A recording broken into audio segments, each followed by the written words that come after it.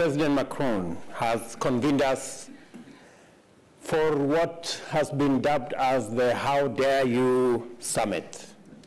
And for sure, I think we have confronted financial orthodoxy. We have confronted shareholder power, global capitalism, and corporate power. And we have also had a conversation about big oil. Madam Lawrence Tobiana spoke about breaking taboos. Prime Minister Mia Mottley reminded us that this is not a formal decision-making forum, but a pivotal moment to set aside our national interest and end the perpetual blame game.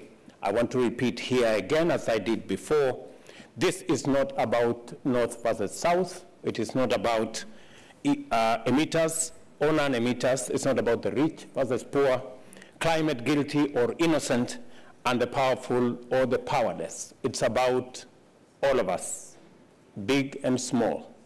It's about us in our diversity. And it's about crafting a win-win outcome. These are the benchmarks we have established for ourselves. They will serve us as a criteria against which we must assess our agreement. We have agreed that no country should be forced to choose between eradicating poverty and preserving the climate. We have agreed on some additional resources to support the vulnerable and the poorer countries. We have advanced discussion on reforming the governance of the multilateral development banks. We have progressed the conversation on a new global source for financing for climate and the mechanisms that can be put together to insulate us from national interest and global power structure whose decision-making processes include all of us and not just a few shareholders. We are agreeing that for the first time, as we leave Paris, President Macron, and you have been incredible. You have run this like Kenyans should do. You have run it like a marathon. And this was not a session to coerce anybody to do anything different from, it was a meeting of minds to try and bring consensus the same way we managed to forge a consensus in 2015, is to try and eliminate the tensions that have informed the journey to where we are today, and to see whether we can recreate the consensus that had been built in mobilizing the world towards dealing with the challenge of climate change and international financing architecture. This was not a session to discuss, although all of us are signatories to the UN Charter that respects independence of countries, boundaries of countries. We are all believers in that, and that is why my colleagues from the African continent went to Kiev, went to St. Petersburg, because we believe there can be a peaceful resolution of all conflicts, including those in our continent, in Sudan, in DRC, in Somalia. There is always a way that we can resolve this in a peaceful manner.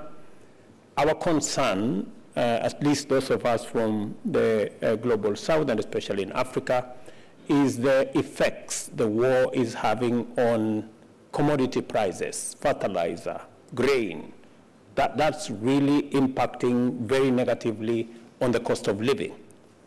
It's also raising concerns to us because of the challenge of energy. Russia having done whatever they did, many countries are going back to fossil fuel. You know, the examples are out there. We are getting reports that maybe the UK is going to switch on their coal plants. I think that's not good for what we are trying to deal with. It's not good for the challenge we are faced with, the existential threat that faces humanity. The moment we engage the reverse gear about the things that we had done and we thought we were making progress, it concerns not just us, but I'm sure it concerns humanity. The ultimate judgment of our success does not rest in our hands. In the coming days, the world will pass the verdict on us. But I must say, being part of this conference, we have made tremendous progress. I would have preferred to see a firm commitment building on the G20 debt suspension initiative to deploy a portion of the new development finance sought to provide greater fiscal space for heavily indebted countries by refinancing their maturing debts on more favorable and extended terms. Many of our countries lack the necessary fiscal room to take on additional debt. And we're saying this, as we discuss this new financing system, we value the incredible support by the multilateral development institutions, World Bank and IMF. We also have a wonderful relationship with China. They finance our infrastructure development. The tension between the West and China is unhelpful, is unnecessary, and is as useless as the tension between the North and South when we discuss climate change. That is not necessary. We must find the formula that will bring all our financing to respond to three issues: urgency, scale, and to make it much more affordable. That is the conversation that we want to have, and hopefully we have laid the seeds of that conversation to happen. Again, thank you, President Macron, for making it possible for China to sit here and for the West to sit here, and those of us from the African continent to be in the equation.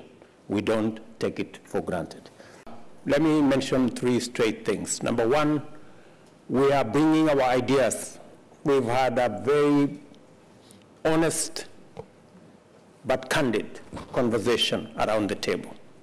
We've had others, but they've also listened to us, because we believe that we do not want anymore to be a continent where people complain, where we are victims, where we are the corner. We believe that Africa can step forward in a very proud way to work with the rest of the world on the challenges we have and provide solutions. We agree, for example, with the suggestions that it could be difficult, maybe nations, maybe when we talk about national interest, how do you enforce carbon tax? How do you enforce shipping tax? How do you deal with financial transaction tax? I mean, they are legitimate concerns. But I dare say, those who met in that little room in Bretton Woods had as difficult choices to make as we have today. But they didn't walk away from it. They forged a consensus. I think in the world we live in today, there is a lot more creativity, there is a lot more innovation. Technology can give us the opportunity to levy this tax, raise the resources, and be able to give as many, including the third issue I want to say, what Africa is bringing. We are the continent with the largest renewable energy reserves, whether it is wind, solar, geothermal, hydro. How are we going to raise the resources to unlock the huge potential in our continent? It is by having this kind of candid conversation. It is by bringing our ideas on how we can be creative, how we can be innovative, how we can leverage on technology so that we can raise the requisite resources to unlock the Hinga Dam that is giving us nightmares, which can provide electricity to 15 countries. We still have 600 million Africans who do not have access to electricity, 900 of them without access, 900 million of them without access to clean cooking energy. We need the scale of the resources that we are discussing and to democratize the raising of those resources so that it becomes a lot more easier to make decisions going into the future. So finally, let me say, Africa is coming with ideas. We are coming with our resources. We have the largest renewable energy resources. 2/3 of the world's arable, uncultivated arable land is in our continent. We have the youngest population in the continent. These are assets that Africa is coming to the table with so that we can provide an outcome that is win-win, contributed by everybody. We have agreed that we have to rethink. We are in a new normal. The new normal that came through the pandemic, into the Ukraine-Russia war, into the vagaries and what climate change is doing to us. Floods, cyclones, droughts, and the threat to humanity that we see. This new normal requires a new approach. We're all clear that up to 52 countries are facing debt distress. I listened to my sister Kristalina, and you know, Kristalina, we have a wonderful relationship. You have been immensely supportive of Kenya. But looking at this context and listening to the discussion about the SDR, the allocation, the reallocation, the application, the verification, the assessment, the next, I get a headache. Honestly, I sincerely think that there is a much more creative way of dealing with this. The same way we did it during COVID. There is a way we can do this so that those in distress, the 52 countries to start with, how do we make it possible for them? Since they are already assessed for the debts they owe, how do we make them enjoy the benefit of a pause or reschedule or whatever you want to call it, so that they can have immediate liquidity and create space for themselves. That is a conversation that I think we should have. And let me say, this will move us closer to addressing the crisis that we have today on matters liquidity. We have also had a conversation and progressed one on a new global sources of financing for climate action and mechanisms that can be better insulated from national interest. This will move us close to addressing the climate crisis as a global common good, as opposed to something that we have to play a balancing act with the national interest on one end and do this at scale. So they can do this at scale, urgency, and which as if our existence depend on it. Let me clarify. Emmanuel, you've been immensely, speaking to you as a member of the G7, you have been immensely accommodative of all the divergent views that have come on the floor and in all the fora that we have enjoyed ourselves here. We are saying we want this time round a mechanism that involves everybody, where we are all paying, where we are all involved, and where we all decide. Because climate change is not about the North or the South, it's about all of us.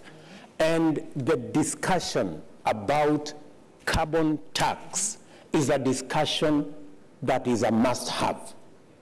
And on this one, we do not want the North to pay for the South. We want all of us to pay. Whether it is aviation tax, whether it is fuel tax, whether it is shipping tax, we want to pay because we want to be on the table.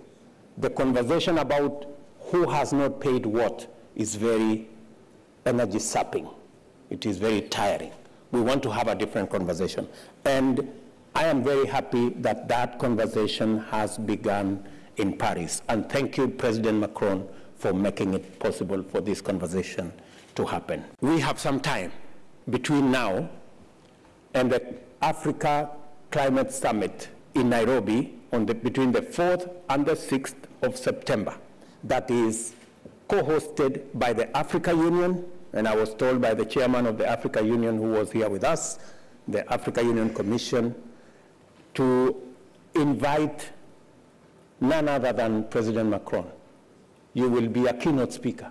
We want you to carry the gains we have made here to Nairobi, onward to UN General Assembly, and finally to COP28. The progress that has been made here is immense. Let me tell you, President Macron, I know you said yourself that there is some work to be done. Yes, there is some work to be done. But we have plenty of time between now and Nairobi. We have like 3 months. As I told you yesterday, the UN Charter was negotiated in 2 months.